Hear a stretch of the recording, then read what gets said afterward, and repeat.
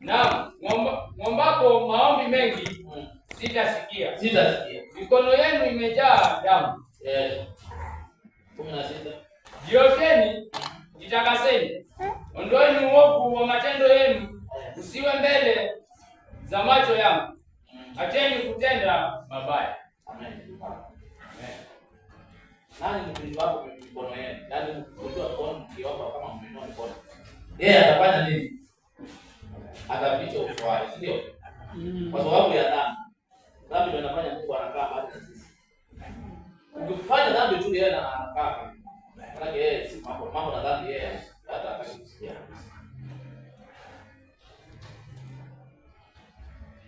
16 anasema jiosheni, jitakaseni. Ondoeni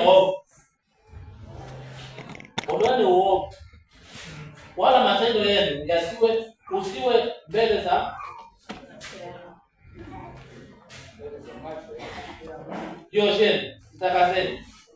Ondoeni uovu wa matendo yenu usiwe mbele za macho ya Mungu.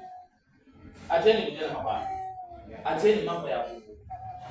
Huenda mambo ambayo hayafai kwa Bwana.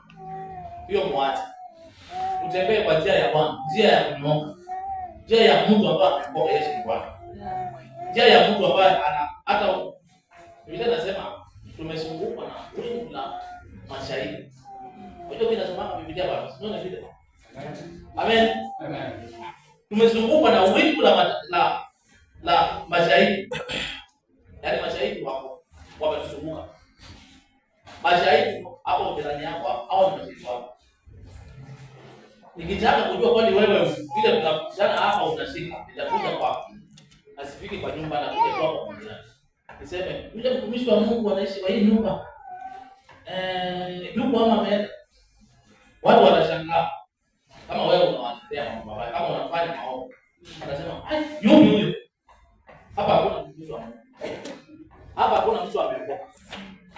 Majirani zao wanajua kwamba wao wameokoka ama hujaokoka. Wao wanajua. Na si lazima wewe waambie kwamba wao wenyewe wataona venye wanatembea. Na ile vitu tunafanya, watajua huyu mtu lazima ana nini? Ana Mungu.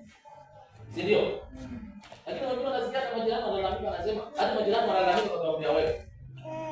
Yaani ukifika kwa nyumba jioni, kama wameketi hapo nje wanatoka wanaingia ndani. Hiyo ni kumaanisha nini? Yaani wewe ni mkorofi. Maanisha wewe ni mkorofi. Unawakorofisha. Lakini unapokuwa utembee, twende kila mahali tukeleze chini.